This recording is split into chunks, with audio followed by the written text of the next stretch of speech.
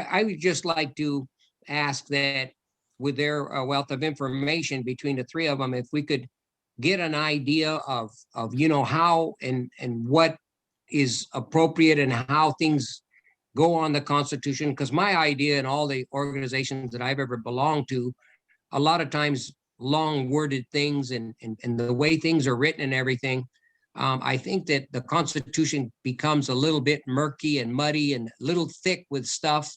And so my thing is I would just like to, if possible, at some point in the meeting, have someone explain or give their opinion on how things and the way things should be worded. Because I know there's a right way and a wrong way and a maybe way. So maybe if that could be clarified, that's my kind of question. Brian, I think I can probably address that a little bit for you.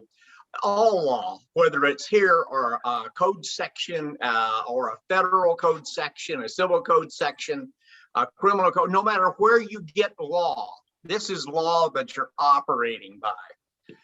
A very first year law student, one of the first things he's taught on his intro to law is the KISS principle. And all of us know what that is keep it simple, stupid. In other words, as little as you can put there, the better off you're going to be. If you're getting your point across, that's the end of it. Shut it down. So when you look at these things, you say, why do I want to muck this up in this fashion? And I'll get into that a little later, but that's the point. You try to keep it as simple as possible. I think that goes to what you're saying or the question you're asking. Thank you. And then the other thing, Brian, is that the Constitution and bylaws is a workable agreement. It's a working deal. It's a live document that as the changes are needed, they should be made. Now, this new document, what people are saying, what this committee is saying is that they figured it needed a whole revision. Now, maybe it did, but I don't think that, what did Constitution and Bylaws committees for the past several years do? They just sat on their thumbs and did nothing? I can't believe that many changes need to be made, number one. Number two, I've talked with several of the different committee members from the different committees that are affected by this. Theoretically, the Constitution and Bylaws Committee is supposed to meet with those committees to find out what changes they feel are necessary. And that was not done. They did not meet with the individual committees to ascertain what needed to be adopted, what needed to be changed, what needed to be brought into compliance. So my recommendation is going to be that before this document is voted on by our governors, that it be sent to Lions Clubs International's legal department to be approved before we even think about voting on it. Mm-hmm. Mm-hmm. Well, my question to you guys then is, and I've been doing a little research and a little contrary to popular belief, a little study, and I question the integrity of the governors, the sitting governors who are working with this, and of course the rest of the council and everybody. But it states in the Constitution and bylaws, or more or less, that the Constitution and bylaws can put what they want on, whether we okay it or not. And I'm just a little troubled with that. Maybe someone can address that just for my own use. I'm just an I statement. No, that's correct. They can't do that. I think Bill Crawford can answer it too. I believe that, it needs to be approved by the governors, and then it needs to be approved by the delegates at a convention. From all of the clubs throughout the Mullable District. I see. I'm putting online the Article 6, Section 1. That was my question, is that amendments may be proposed by Constitution and bylaws, and that it shall be submitted to the Council of Governors for the perusal of the members. So that was my question, is that word perusal is not approval. So That was a question. Is you said that goes to the district governors for vote. It doesn't sound like that is the case. That can they go ahead and put it on the ballot without the approval of the district governors? Yes. Constitution and bylaws can put it, there's three ways it can go on. The Constitution and bylaws can put it on themselves directly. The governors can have it put on, or clubs can submit and have an amendment put on. Is there a means of putting, do we usually, and this might be a question for Cass, that it is approved or disapproved by the Council of Governors and we recommend a yes or no vote? And do you have a section where it says pros and cons, a thorough analysis of what they're voting for so that the people that are doing the voting will know, have a fully informed vote? Well, that's usually done by the Constitution and bylaws. I mean, even international, when I was on the Constitution and bylaws of international for 3 years. And what you do is at the convention, that's what you do is you put forward your pros and cons on an amendment to the Constitution. Now, we never had a slate like this. I mean, either it's a single thing, we're voting to do thus and so, a single item, an issue that came up that's got to be taken care of. And it's pros and cons. And of course, you will recall, if you sat through one of those boring readings by the Constitution and bylaws chair at the convention, he took the podium at the second plenary session and told you what that amendment was and what it was for and why it needed to be there. So that's the way, it normally goes down. And yes, you do recommend, the governors, you'll recommend, I don't know how they're going to handle your caucuses this year at the convention. I just don't know, because it's that you're even holding a convention when the CDC is saying don't do it is beyond me. So let's just, you get together, but you at your caucus, for example, and with your district, I'm recommending as your governor that you vote yes, yes, yes, or no, no, no. So that's You're the one who takes your district forward at your caucus. So that's at the caucus, but there's nothing in writing on the ballot that shows pros or cons or an analysis or whatever. Yeah, they're not on the ballot. Not on the There ballot. should be. You should get a sheet always before it's. But here, this may be a 15-page document for trying to explain all this stuff, and nobody's going to understand it. Little side pocket. Right. That's why it should be broken down into smaller sections and action taken at smaller parts at a time, not the entire document. As I said, what you're saying is nobody on the Constitution and Bylaws Committee for several years has done anything, and they think this current committee thinks that it's their power to just change the whole thing in one sitting. It's ridiculous. Yes, and I have a question for you guys. What happens now? You say that it is in it, the Constitution and Bylaws Committee can go ahead and put this on. Now, what happens if the sitting governors come to a consensus and say, it's going forward without the recommendation of the sitting governors? Is that something that you state at a certain time, or you say, depending on, and I'm not saying this is the way it's going to happen, but for me, it's kind of weird that they would trump the sitting governors in the first place, but it's already set in stone. But say if this gets discussed and it gets passed, and they're going to put it on anyway, what if the sitting governors decide that they're not in favor of this? Is that something that should be documented at some time, or how should that come down? It will be documented, Brian, at your caucus. When you go in with your delegates from L6, all the club delegates, there'll be a breakout at MD4. convention where every district will have their delegates in their room or in their corner of a room.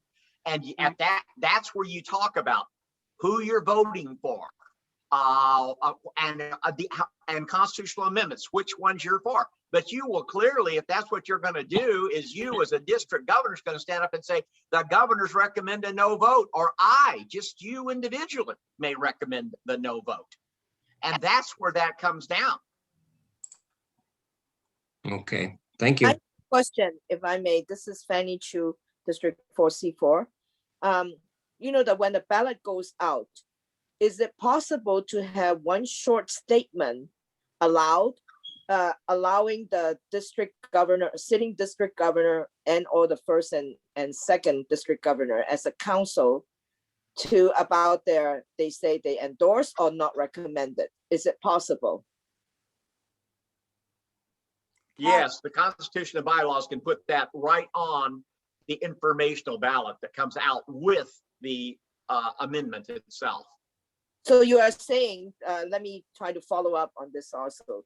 You're saying like, for example, the sitting caucus, we can meet and we can have a vote, and then we can consensusly say, based on our vote, that the sitting caucus does not recommend or endorse this. And that would be the same for the first caucus. They will meet and have their own statement. And the second, am I correct that this is possible? That is possible, but Fanny, I'm just talking about the past 30 years here. And basically what it's been is you have a caucus meeting. You'll have a caucus for your own district. And at that caucus meeting, you'll have yourself, you'll have your first, your second vice district governors. You'll have the delegates that are there from your district. They will ask questions back and forth. You know, why are you voting for Eddie Murray for the district third vice district governor? Or, you know, why are we doing this? Why are we voting for this person for an international director? Those are questions that come out of your caucus, out of your district caucus.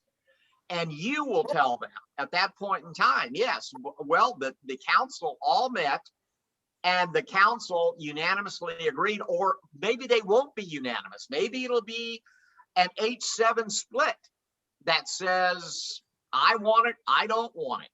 And you say, look, this is where we're at. But I, as your district governor, am telling you, I don't want it, or I'm telling you, I back this, or I back items 1, 3, 5, 7, and 9. I object to 2, 4, 6, and 8. I hear that there's a caucus going on. My question is that the ballot do go out for people's reviews before the caucus. And I'm asking to see if when the ballot goes out, can that statement be on that goes sent out along with the ballot, as long as each of the caucus does vote and have a recorded result on that statement? I would say, go ahead. I'm sorry, Cass, go. Can I show you the ballot, past ballot? Okay, yeah. I want to share the screen, okay? Just to clear that up. Yeah, that would be nice. Okay. Can you see this? Yes. Okay, so this one here is a proposed MD4 bylaws change measure 2, yada, yada, yada. This is what they're taking out. This is what they're putting in. This proposal was approved by the Council of Governors and is recommended. There. The budget was approved by the governors and is recommended. So it has been on there. Just, you know, it depends on what's going on. And if they can say they recommend a yes vote, then they can say they recommend a no vote too. I see. That's right. And then traditionally, then it's only the sitting governor. It did not involve the first and the second. There's a question Right. There's a question by Gabby in the chat that she said, I was under the impression that CB&R committee did not write the ballot, that the ballot writing was actually the responsibility of the convention committee. No.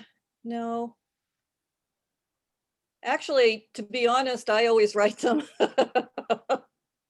Ah, And, you know, ask the committee to approve them, at least for the past decade. which committee, the convention or the, I'm sorry, Constitution and bylaws, yeah. okay. We've never had a riff before, and not, well, at least not in the last 10 on the items. Are you done with sharing your screen? Yeah, how do I get out? I got it. I got it. Okay. I don't know. There was another question by Gabby, how to Bill Crawford, to clarify how a club can put an amendment on the ballot, i.e. the district vote. The procedure is they would go through their district and it would be submitted directly to the Constitution and bylaws to go on the ballot. Right. So that also bypasses the Council of Governors. Another method. So there's a method, different methods of the amendments getting onto the ballot. Yes, it can come up through the districts, just like it can come directly from the Constitution and bylaws.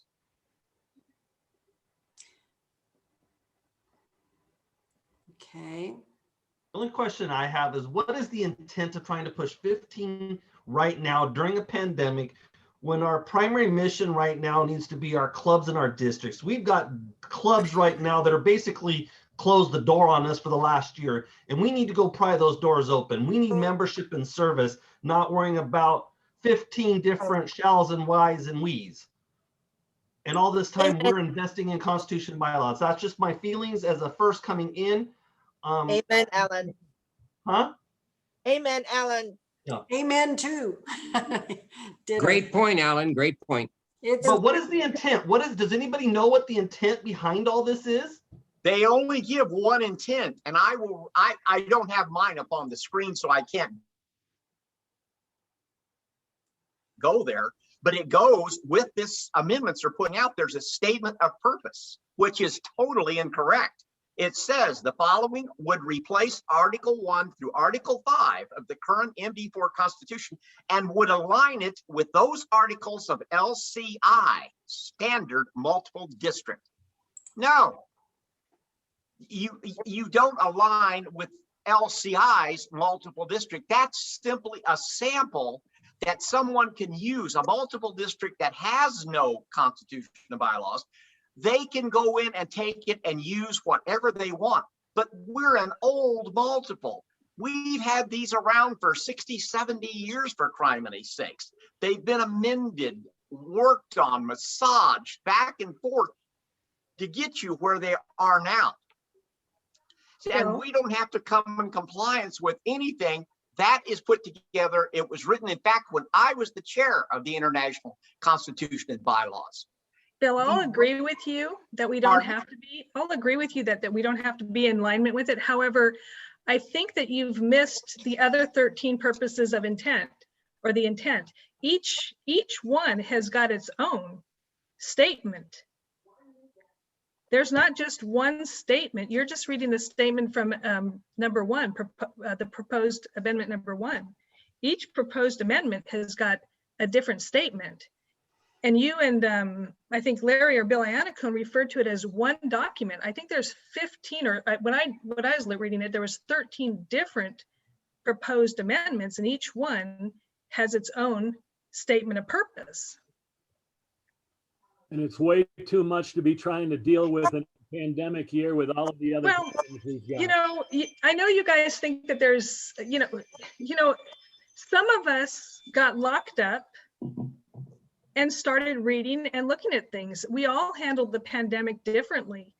I mean, so I think you just had a group of people here that had a lot of extra time on their hands because they're not going to crab feeds and breakfasts and stuff like that. well, I think the issue is the time involved in the voters, the delegates, and Right, but oh, I wait, hold on. Let me finish.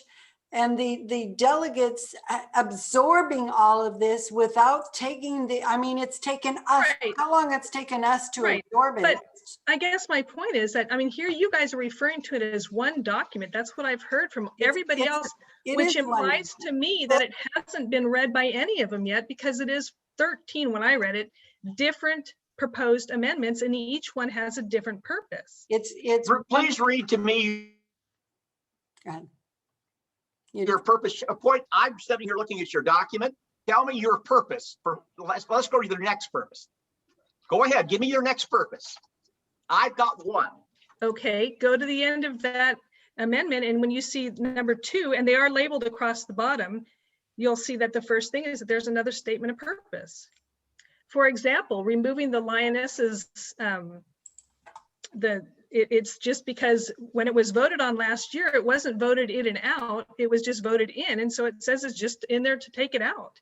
And that's what my question was to Bill Iannacone when this whole, everybody started complaining that it's this massive document. It's not a massive document. There's like 2 huge ones in there, and the rest of them are little tiny ones. And that's why I was saying is, you guys, you want to throw the whole thing out?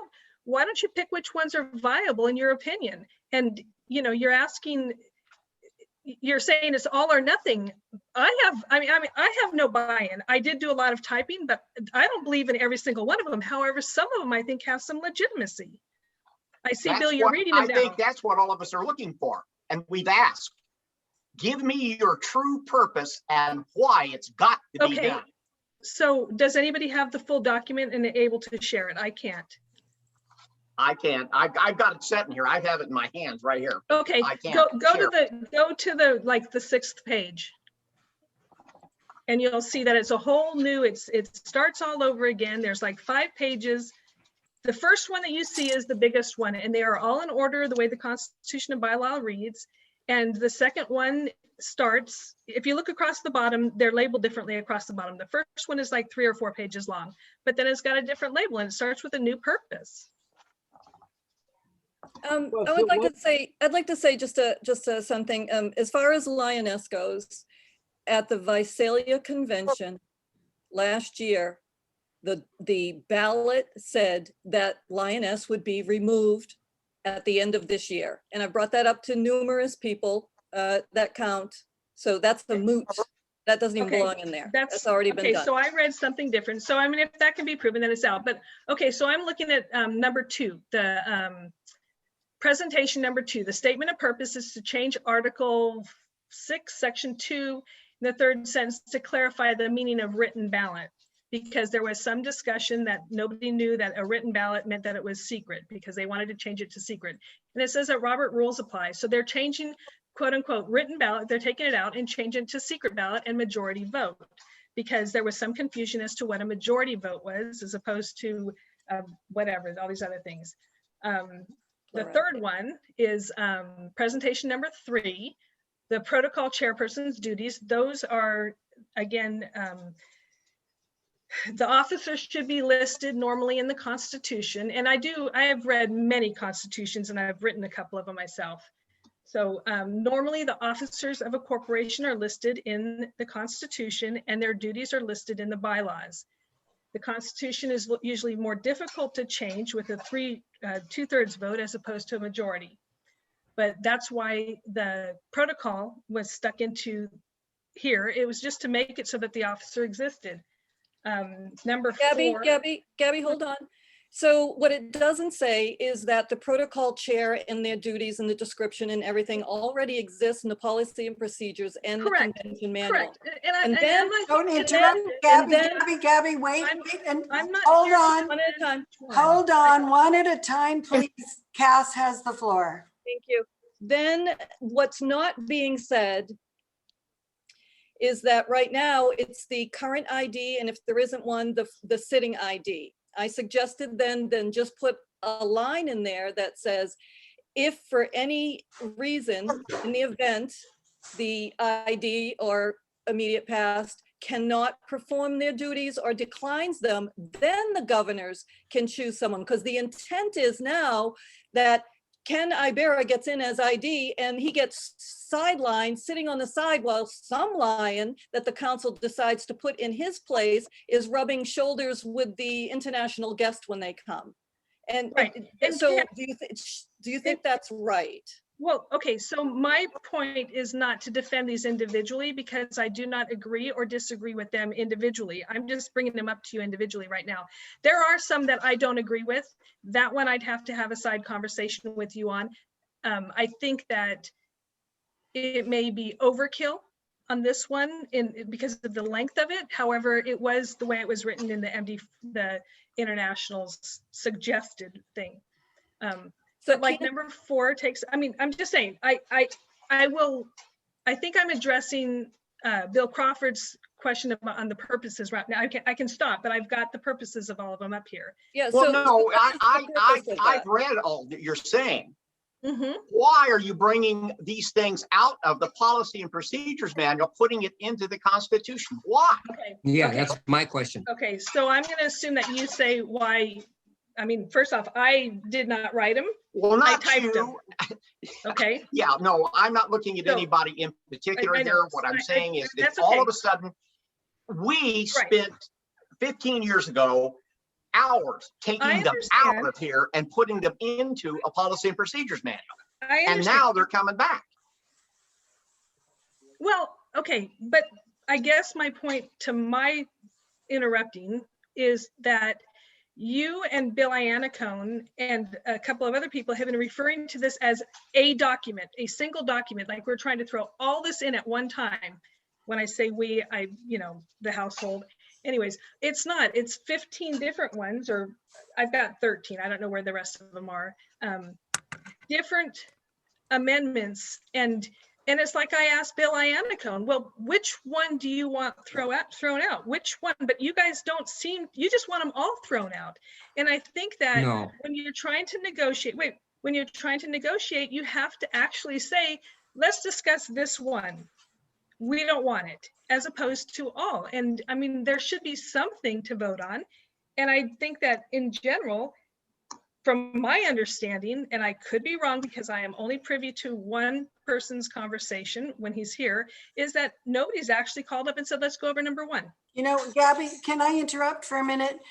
We are having a No. Constitution and Bylaws Committee meeting Monday night with all 3 councils to discuss each individual amendment and go through the discussions that we seem to be having right now. And I think the purpose of this meeting is to get the opinion and the background and the comments of the 3 international directors and anybody else, including PCC Liz Crook and Cass, because they're not going to be at that meeting. So in order to give us the full entire picture, we need to hear from them and hear from, just to give us a Okay, fuller. that's fine. Yes, I see your point, Linda. I was just, that's Bill fine. was That's saying fine. there was We'll just one table purpose. that discussion, the specifics to Monday night's meeting, if you don't mind. Because I really. Okay, well, Linda, Bill was saying there was only one statement of purpose, and I just wanted to tell him that there was one for each amendment proposed. Well, okay. We understand that. We understand that, but I'd just like to interject too. This is just a discussion and we want to just discuss it and get ideas. And I don't think anybody said we're going to throw everything out. I think that's another No. statement that should not have been made, My because conversations we're with Bill not going to Iannacone- throw everything out. We're going to talk. Gabby, We're going to don't- talk about them. Excuse me. don't say things you're not saying the truth on. I never said throw the whole thing out. No. I said break it down into sections. My exact words. And I also said, and you tell me what committee has the Constitution and Bylaws Committee met with from the MD4? What one of the committees have they met with to get their input on these changes? Because they're the people that have to work with the changes. They're the ones that need to know what the changes mean. Okay, Bill, you'd have to give me a specific with exactly which one of the changes you're Any one referring of the to. committees. What committee did you Every one of them, Bill. Why don't you pick a specific one and we can discuss it and find out what the history of it was. You tell me Pardon? the committee you met with. Well, Well, I didn't meet with any of the committees. Well, who did? Okay. I'm going to assume Constitution and bylaws spoke with individuals on their own. Several And- people I've and- talked and- with that are on committees have never heard from the Constitution Bylaws Committee. No, it did not happen. Did not happen.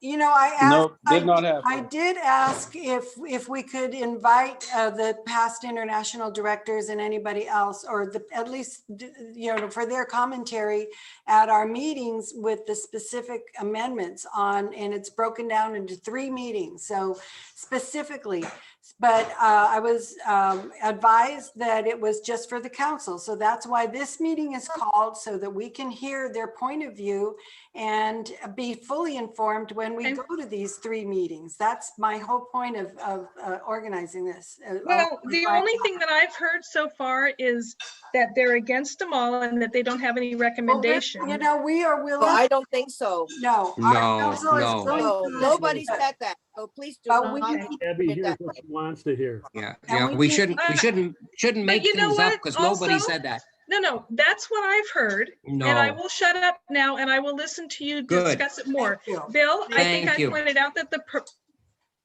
that each one has its own statement of purpose, which I thought you were misleading people on that one. So, No, the only No. thing I've said is that there's just way too much to be voted on all at one time to change the whole procedure of Constitution and bylaws and change the whole procedure of the procedures manual. And without talking with anybody that's on the committees to get any input on how they should be done. Yes, okay. we're here to hear. And from- let me clarify what I was talking about, if I could. sure. I have the very first document signed by Larry Wehage. It is directed to the council, MD4 of governors. Here it is in my hand. Very simple. It says the statement of purpose of this whole document. That's the statement of purpose, not individual. It's the statement of purpose of this document, the way it reads. The statement of purpose is there. Now, if you've got another statement of purpose for each one as you go through, that's something different. But what Is- I'm saying is they have said here, the statement of purpose is to replace Article 1, Section 5 of the current MD4 Constitution would be to align Bill, these Bill, does it say- articles. does it Gavin, say let me- presentation number Gavin- 1 above that? Pardon? Does it say presentation number 1 inch above what you're reading? It does say presentation number 1. Okay, and then presentation number 2 has got a different statement. I mean, I think that, again, you're accusing me of hearing something and I'm telling you, you're reading something else. So as soon as we're all on the same page, I think it would be a legitimate conversation. Yeah, but you're misleading everyone by telling them we want to throw everything out, and that's wrong. Okay, no, And I Brian, wish you would not say Brian, that. Don't say Brian, that anymore. I have specifically asked numerous times, which ones can we discuss as being viable? No, but you stated that we wanted to throw everything out, and I No, don't want to hear Brian, that. wait, Let the I- people discuss. Brian, not you, you have not made that All right, statement, but I you- have asked All right. specifically of these people here that were supposed to be listening, which ones do you think are viable? Are Gavin, there any that are viable? And I have just gotten a blanket, it's too much, and and they go on and on and on, but let's talk about which ones are viable. all right, But you you- know what? but you- We're gonna go, excuse me, we are going to go through that exercise Monday night with the Council of Governors. If the Constitution and Bylaws Committee wants to invite Dr. Bill and Bill Crawford and Larry Dykes Okay, to attend guess that. I'm missing the purpose of your Don't meeting. interrupt me, please, just wait. no, I'm sorry, could you restate the purpose of this meeting then? The purpose of this meeting is to hear the points of view of those who are not invited to those meetings, because we want to hear the whole story before we have our discussion, so that we can make an informed decision, or at least make be aware of all points of view. That's all this meeting is Okay. for. And Exactly. like I brought to your attention that you guys are viewing it as a single document and it's not a single document. We are not. So Okay, Please don't argue on just one little Yeah. point. Yeah, If you may, this is Fanny. And then I know that all of us are Lions and we are so passionate about it because we realize the Constitution and bylaw is the Bible, okay, of how we do things as Lion. It should be treated very, very seriously. And that's why we have this. And then we are coming from, and it's good to have different opinions, and we need to hear them all. We And do. my concern, Exactly. excuse me, my concern has always been throughout, I've been very, very tolerant of all these things, because we are the pandemic, and then we have clubs closing, no matter how hard we work. So we have survival things to take care of, but we still are spending time because this is very important. However, throughout the process, I read everything, I attend every meeting as best I could, and I get more confused. Okay, so I'm sorry, maybe it's just me. But then, so my first, then I come to ask myself is that this is such an important issue. What is the so-called urgency? You know, I failed to grasp it. And then I also, because we are the sitting governor, we are on our way out. What was being voted on at the convention is not going to affect us, but it is going to affect big time for the coming ones, for the first VDGs, for the second, and in the future, because once you set that into an amendment, it became Bible. Okay, so I just hope that we needed to take it seriously, you know, and please don't argue, because we are, just understand and take it that this is our passion, that we meant we are on the same page, one lines to do the best thing possible. And then please educate me, what is the urgency? And then I have to say, I think my caucus always understood it, to break it down into some of them that are just semantics, then okay. But some that are a little bit more involved, and that have a lot of consequences and impact and deep changes, we need the time to table and then have much more time for everybody. And I feel like this process did not have all the opinion being vetted out. I would Danny. also like to hear from Cass and her opinions about how these changes affect the office, and, you know, any past council chair that's present on giving the history of the, you know, the changes, the amendments. If anybody else has any comments. Well, I'd like to throw in there, in the 45 years that I've been attending council of governors meetings and conventions, there has never been anybody question or say anything about the Constitution and bylaws and the procedures where it affected the multiple district. And nothing that they've changed has been a contested thing at this point. We've never had this problem before until this committee came in and decided to wholesale change everything without getting any input from any of the committees, without getting any input from any of the governors, without getting any input from the people who would be using the constitutional laws and the Miss Dr. Iannacone, let's just stop using the blanket everything. For example, there have been no questions against it. Wait. For example, number 7. We're not going to go through individual amendments. You know, I just want to hear what it legitimizes the Youth and Protection Committee. Bob Stewart. Well, wait a second. I think it's unfair for people to use words like, you know, I will never, you know, again, number 7 is a very legitimate one. Never. I said it's never been challenged in our multiple district. The things that you're changing, the committee is changing. Again, Bob Stewart. Hey folks, this is Tyler, Governor from C1. Gabby, there are things that we agree with, you know, like adding property youth protection to standing committees and whatnot, which is number 7 and what you're talking about.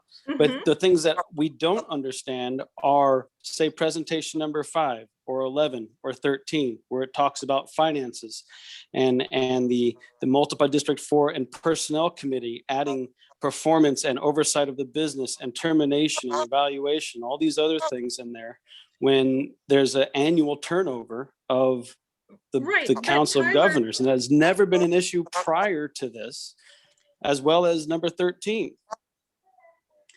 Let me call on Bob Stewart. He's had his hand raised. Yep. Thank you, and I would appreciate if, when I speak, I don't get anyone interrupting me. So let's please follow Robert's Yes, rules of order. please. I'm dismayed. I am fully in supportive of our past international directors on this subject. In my experience, in my 25 years, I've never seen anything like this. I hope and pray that at the Council of Governors meeting, the council chair sees to it that the caucus is open so that everyone has time to provide input and discuss and decide and listen on each of the matters. And I'll tell you, I'm inclined to throw the entire bathwater out just because of the process. The process is wrong. Thank you.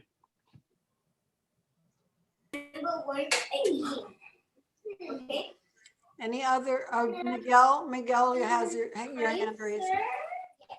This is District Miguel J. Cantos, District 41. I do appreciate all this conversation and discussion, but I will say, last time I said, this is too premature to go and all these articles that they want to change. As a governor, I will prefer to waste my time in rebuilding my clubs and doing membership growth instead of doing constitution and bylaws. For so many years, constitution and bylaws is being okay. Nobody was dead, and we are still surviving. So my question is, I respect the first BDGs, the second BDGs, but at the end of the day, the ones who's gonna vote is only the DGs of this fiscal year, like it or not. But I will say this, we should be concentrating in something else instead of wasting the time in this constitution and bylaws. That's what I have to say. Thank you. Liz Kirk, go ahead and call on you. Thank you, DG Linda. I concur with what past Council Chair Bob Stewart has said. And it would also seem to me that in order for the governors to be able to make an informed decision on each of these amendments, you need to have in writing from either the person or the committee that is being impacted by these changes, their recommendation. That's information that you need to be able to make an informed decision. It doesn't sound like you have that. So my recommendation is that you task the committees, your council chair, with getting that information for you before you get any deeper into these discussions, absent informational discussions similar to this one. I hear that you all have concerns that your time is being taken from things that are more important in your districts. Thank you. And I think that there needs to be a reevaluation of the priorities, where you want to spend your time and what you need to be able to make your informed decision. Thank you. Governor Linda, I have to leave. My granddaughter's ready to go and I want to say goodbye. I thank all of you. I love all of you. You're doing great work. Thank you for your efforts. And I have to leave for the evening, but God bless all of you. And I hope you all get a great job done. Bye-bye to all. Thank you. Thank you, Bill. Uh-huh. I think that was well said, Liz, PCC Liz. And it echoed PCC Derek Letta, that his concerns that we're being asked to look into all of these amendments, and we have 3.5 months left in our term. Our clubs are in dire need of attention. Our district is in dire need of attention, and really to spend another 3 weeks of meetings discussing these things when we have not had a chance to, as a district, I mean, as a council, we have not had any in-person meetings together where normally these things are talked over a glass of wine at dinner, or, at a lounge or whatever. And I agree with Liz that, these are very important discussions that should be made in person. And I personally would rather see it, a lot of them, not every single one of them. Some of them are very easy, but the ones that really take a lot of discussion to be tabled until the first vice district governors can meet in person and discuss them and be fully informed before they're put on the ballot. End of my I story. would just like to point out that the 3 speakers before Governor Linda all suggested not voting on any of the changes. I'm sorry, David Hamilton, was that you speaking? Yes, David Hamilton, 482. I just wanted to point out that the three speakers before you all said the same thing that Lion Gabby was saying, is they all 3 suggested that everything, not to use the word thrown out, but everything should not be dealt with at this time. You're the only one so far that has said, well, let's just take the easy ones and leave the other ones. Just an observation. Well, I think that the district governors, if I'm not speaking out of turn, have said that some of them, are the easy ones to put on the ballot. But that's for our discussion when we meet. Brian? This is District Governor Jose Nichols, 483. And since you haven't called on me, Linda, I'm going to go ahead and say my piece. It is erroneous for you to say that the governors have not had input. We have. Our council chair has bent over backwards to inform us of all the changes. And I'm sorry for people to say that because it's been done this is the way it's been done for 45 years. That's not acceptable to me. And here we are. Part of the problem, again, stems with the MD4 office. Things are not going well. There's illegal things going on. We need to correct that. And that is why part of the Constitution bylaws is going to be changing so that we have oversight on that office. This is not a fly by night thing. A lot of people have invested but hours to try to correct this thing, the illegal process or procedures at the district office. Let's face it, folks, we need to do it. And for me to hear just complaint after complaint about, oh, we can't do our work in our district because this. Well, this 2 hours right here is a waste of time because we're having a meeting tomorrow. We're having caucuses at the convention. And so don't sit there and tell me that your time is being wasted. This meeting is being wasted. Is wasting time. Thank you. Excuse me, if I may, I am very concerned that we are using languages, very serious languages, such as illegal. That station. I really think that we have to be extremely careful about the words and the keywords that we use. Do not use those. Fanny, I wish you wouldn't act so innocent, or you've been told about this, and you just do not accept it, just like some other fellow governors do not accept the fact that we have to correct things at the multiple district office. Miguel?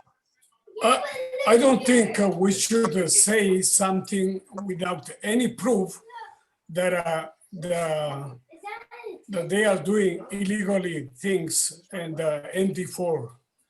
That I think DG I do respect you. I like you.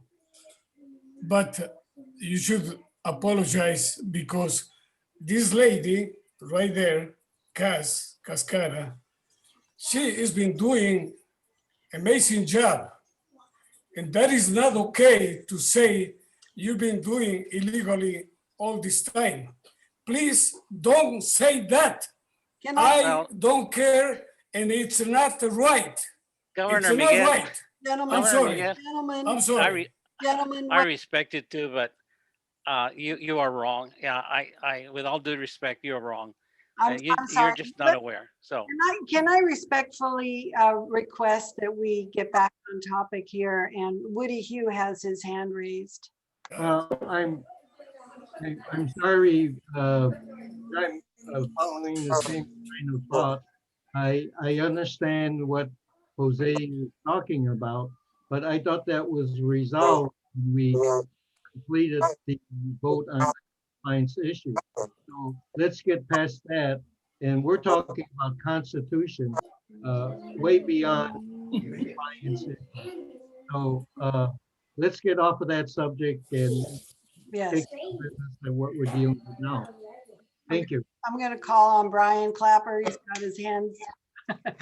Okay, well, first of all, this was a discussion meeting and you could join it if you wanted to. And if you want to join it and point fingers and complain and talk about other things, that's your business. But, this is not the place. And I can tell you that I really like Bob Stewart's comments about, and Liz Crook. I really respect that because I did learn that it should have been properly gone through these committees and have these committees. That's very interesting to me that none of these committees have had a say in any of these changes. And I think if we're not following that protocol, then something's wrong. I mean, we need to work on that. And again, it's just discussion. And I know we're going to have these meetings. And I really appreciate coming here and listening because continue to learn things. And I hope that we can work on these deals and do them, but it's just my take. Cass, go ahead. Okay, thank you. If the Constitution and Bylaws Committee votes on whether they want to put these things together 3-1 and put them on the ballot and you're stuck with them, then they're going to be on there. And if they don't change anything with anybody's recommendations, you're going to have to live with them. So yeah, it is important that they are discussed. There's several things. The PID Bill was talking about the intent. I do not see what is being changed by the sample that's all highlighted in yellow, matching up with what they're saying is the motion, so to speak, or the proposal. There's a difference in what it is. The true intention is not at all listed in those motions signed by Larry. Also, too, there's conflicting things, changing things from divisions to supremacy. Divisions is dividing it, CAL, yada, yada, yada. Supremacy says 3 areas. North, central, and south. That's a huge change, not to mention it already speaks to in the committee section about MD4 having 4 areas, so it's conflicting right there. And there's another one, I just won't go through it right now, but that is double talk. It's talk about clear as mud, so I mean, whether you pass it or not, there's issues to the way it's done. And they do need to be discussed. Can I call on Larry Dykus, PID Larry Dykus, I'm respectful of your time. And I know it's almost 1 hour. And if you have any comments, we'd welcome your comments. Maybe not. Okay, I'm sorry. Yeah, no, I'm here. I just, I am not at home. I'm with some friends, and I've been trying to pay attention to everything. But I got to tell you, I'm really concerned about unfortunately, we're all the right thing, and I respect what the committee has worked hard on. But I think that where we are right now, and this is my opinion, and I think Bill Crawford and Bill Anacone, and also I don't want to speak for past council chair Rob Manning, but I know he's on board as well. This is just, again, it sounds a little bit trite, I suppose, but can we, and I agree with what first Vice District Governor Gabby was saying, if we could bring it down to 4 or 5 items that are easy to understand and that maybe we can have good discussion about, that might make more sense. But to try to do all of these items, and I'm particularly concerned about those that affect the office, the personnel committee changes, the property management committee changes, the changes that impact the office. I'm concerned that we didn't collaborate enough with our office staff on those items. I know there's going to be a get together at the office this week. I'm a little concerned on the structure, how that's all going to be accomplished. I respect what's trying to be done, but at the same time, I'm sensitive to what we're putting our executive administrator through. So I think all of those items, when you put those all together, I want to thank you for this opportunity to have this session. But I think that there's a lot more discussion that has to take place for us to reach a consensus and an amicable solution that we put in front of our delegates. I just am very concerned that we're going to, I've often been quoted as saying, in conflict, people flee. And we don't need to have a bunch of conflicts going on at the leadership within Lions because we're really struggling for membership and clubs. And if I was the Noami leader, as Mark Paiva is, I'd be concerned about why we're spending all this time on this instead of trying to build our multiple with more clubs and more members. So I know I thank you for this opportunity to be on the soapbox, Linda, but I just wanted to share my thoughts there. Thanks. I think we all share your thoughts. DG Miguel, you had oh, he was just giving a thumbs up. Okay. Thank you for the opportunity, Linda. You're welcome. I think that, a discussion like this is helpful, and it's helpful for the district governors. I really wanted to have the international director invited to the